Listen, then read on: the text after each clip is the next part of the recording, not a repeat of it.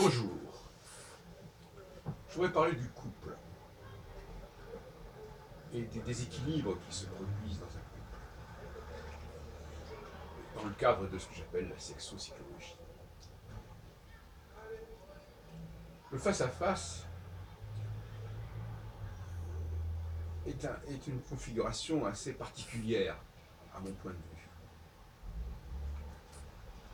Il ne faut jamais oublier les droits de chaque sexe au sein du couple. Il ne s'agit pas simplement de discussions, négociations individuelles, personnelles. Il y a des choses qui doivent être respectées. C'est comme dans un bail, il y a des règles qui s'imposent aux deux parties pour protéger les deux parties et pour éviter qu'il y ait des clauses ou des pratiques qui soient au préjudice de l'une des parties pour des raisons X ou Y. Donc, je pense que désormais, presque on pourrait dire que le mariage ou la vie de couple ou pax devrait s'accompagner d'une déclaration des droits aussi bien de l'homme que de la femme, aussi bien de l'homme que de la femme. Et il faut que ce soit respecté. Donc on voit encore une fois que tant qu'on n'a pas une réflexion collective et globale sur chaque sexe, ça ne peut pas fonctionner. Parce qu'on va se retrouver avec des solutions innombrables, avec des cas de figure qui vont se multiplier à l'infini, alors qu'il faut recentrer sur des choses fondamentales. Alors je le dis bien aussi, il y a des phases, c'est le principe même de la sexopsychologie, il y a des phases. Il y a des temps et des périodes qui donnent plus, comment dirais-je, la priorité à l'homme et d'autres qui donnent plus la priorité à la femme. Et ça aussi, ça ne peut pas être fait à l'aveuglette de façon intemporelle. L'intemporel, ça ne fonctionne pas. De même que l'intemporel ne fonctionne pas, et le refus de prendre en compte la sexualité, enfin la dimension sexuelle, l'appartenance à un sexe, le refus de prendre en compte cette appartenance, ça ne fonctionne pas. Donc là, il y a deux dénis, deux refus, le refus du temps et le refus de l'espace, en quelque sorte, c'est-à-dire de la différence des personnes qui sont en face l'une de l'autre, qui est catastrophique. L'individu ne peut exister face à un autre individu, surtout quand c'est un homme face à une femme ou face à un homme, que dans le cadre de conventions collectives, absolument. Et non pas dans le cadre d'une relation binaire à deux personnes face à face.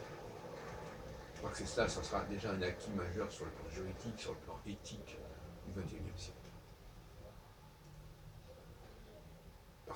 À partir de là, il faut évidemment rappeler la différence des valeurs propres à chaque groupe, celui des hommes, celui des femmes.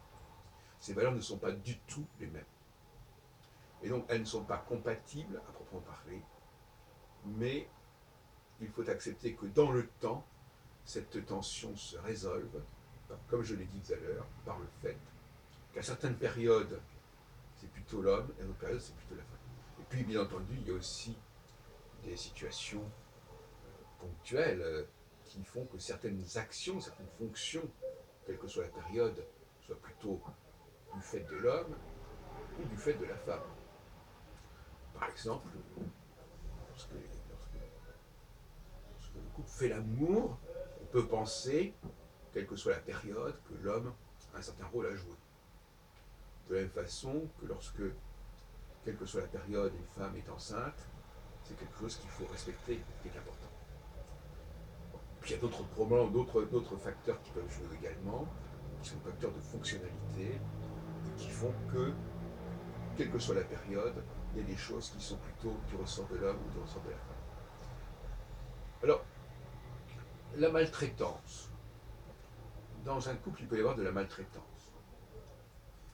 Alors, on parle beaucoup de la maltraitance des hommes par rapport aux femmes, mais il y a la maltraitance des femmes par rapport aux hommes. Alors, évidemment, cette maltraitance, c'est une expression qui doit être située dans le contexte catégorielle. La maltraitance des femmes par rapport aux hommes ne prend pas la même forme que la maltraitance des hommes par rapport aux femmes, c'est une évidence. Donc on ne saurait mettre une symétrie quelconque à ce niveau-là. Le fait, par exemple, prendre le cas du cinéma, le fait d'aller au cinéma, par exemple, est une valeur fondamentalement féminine. Donc si la relation entre deux personnes se limite à aller au cinéma ou tout simplement regarder la télévision, on est dans un processus féminin, on a un processus d'empiètement féminin, qui peut faire sens dans certaines périodes, mais qui n'a absolument pas à être la règle générale. Car mettre l'homme, mettre son partenaire en quelque sorte, dans une situation de passivité par rapport à un spectacle extérieur, ce n'est pas le respecter. Le respecter, c'est aussi qu'il puisse s'exprimer. C'est aussi qu'on s'écoute, là, qu'il s'exprime par rapport à un spectacle, qu'il s'exprime lui-même, que lui-même devienne un spectacle. Parce que ça me paraît important qu'il n'y ait pas d'un côté les spectateurs, de l'autre côté le spectacle, mais que tout homme, peut-être toute femme aussi d'ailleurs, c'est un problème encore, mais tout homme a le droit d'être l'objet d'un spectacle. C'est-à-dire de se donner en spectacle, de parler, de dire des choses, de faire de la musique, de faire de la peinture, quelque chose, qu'on s'intéresse à ce qu'il fait et pas qu'on aille s'intéresser à ce que d'autres ont fait. Ça, c'est le principe du couple. Dans un couple, il doit y avoir un respect de la femme par rapport à l'homme concernant ce que cet homme est capable de faire. Et elle doit l'encourager à s'exprimer. Elle doit l'encourager à dire des choses, à faire des choses. Et pas seulement sur le plan sexuel, pas seulement du tout. C'est vrai que déjà la question de la sexualité doit être prise dans un sens beaucoup plus large. Si on veut jouer sur ce mot, effectivement, la sexualité masculine ne se contente pas de la pénétration physique, elle doit être également une pénétration mentale, intellectuelle, artistique, etc. Donc refuser à l'homme cette forme d'expression, c'est déjà ne pas respecter ses droits. L'homme a le droit de faire un certain nombre de choses, d'exprimer, de s'exprimer, et de se faire entendre, et d'être une sorte de spectacle. Maintenant, le cinéma, c'est aussi la caverne, c'est-à-dire que c'est l'obscurité. C'est aussi une certaine manière. Donc finalement, c'est le retour aussi à des valeurs féminines.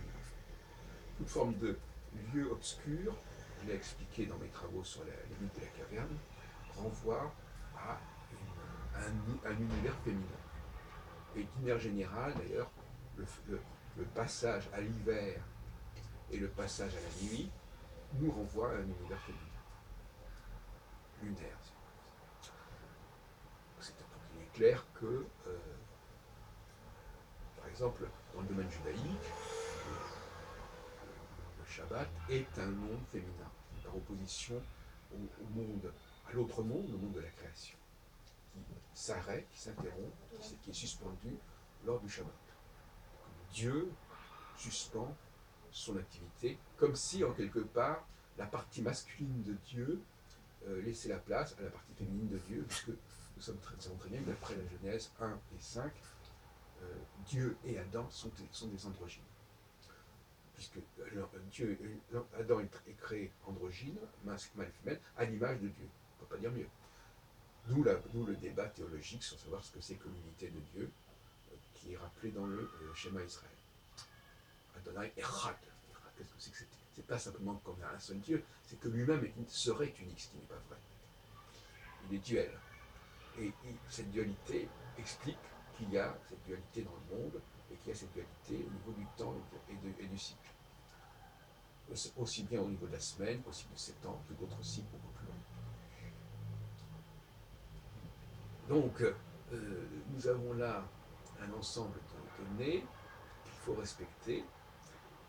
Les droits de l'homme, je crois qu'il faut les rappeler, effectivement, ils sont bafoués actuellement. Il est inadmissible que les hommes soient traités par-dessus la jambe, qu'on leur impose des valeurs féminines qui sont finalement souvent des valeurs qui sont il faut être gentil, il faut être sage, il ne faut pas faire de critiques, il ne faut pas déstabiliser les gens par des questions, par des réflexions, par des doutes, par des questionnements. Il faut que les choses soient paisibles. Alors, effectivement, cette notion de paix, elle est très raisonnable, très raisonnable dans le sens elle est très positive quelque part, mais elle est également tout à fait toxique pour les hommes. Donc, ce qui est bon pour les femmes n'est pas bon pour les hommes, et ce qui est bon pour les hommes n'est pas bon pour les femmes. On ne peut pas sortir de cela, quelle que soit la bonne volonté des uns et des autres. Leur bonne volonté, n'est-ce pas, c'est aime ton prochain comme toi-même, mais ça ne marche pas, parce que ton prochain, si c'est un homme et toi tu es une femme, ça ne marche pas, et inversement. Le refus, si le viol est effectivement une chose tout à fait condamnable, le refus de la femme de se laisser féconder physiquement, mais aussi intellectuellement par l'homme, est également condamnable. Parce que les valeurs sont inversées. Le refus de la pénétration d'un côté, la volonté de pénétrer de l'autre, ce sont des valeurs qui sont inversées. On ne va pas dire que toute forme de pénétration est condamnable, d'aucune façon. Elle l'est dans certaines situations, dans certains cas, dans certaines configurations, mais ça reste une valeur fondamentale de l'humanité, parce que c'est cette pénétration qui permet de progresser, d'avancer, de régler des problèmes, de faire des réformes. Et on sait à quel point il y a des résistances terribles à ce sujet. On le voit actuellement de façon flagrante à propos du code du travail, du code de la nationalité, etc. Donc on peut pas, le monde ne peut pas tourner autour uniquement des valeurs féminines, on le sait parfaitement. Ou alors on est effectivement dans un processus décadent où les valeurs masculines ont fait leur temps, on en profite, on va écouter on lit des hommes, on va écouter des hommes, des compositeurs, etc., des peintres, mais maintenant c'est fini. Donc on veut le beurre et pas l'argent du beurre. On veut qu'il y ait des œuvres, mais on ne veut pas, on ne comprend pas comment ces œuvres sont élaborées, dans quel esprit elles doivent être construites, dans quel esprit. Il faut qu'il y ait des gens qui les écoutent, il faut qu'il y ait un public qui vienne voir ces œuvres nouvelles, et là le public maintenant il est dévié vers des œuvres anciennes. Hier, j'étais allé à un concert, et dans le concert il y avait une œuvre qui n'était pas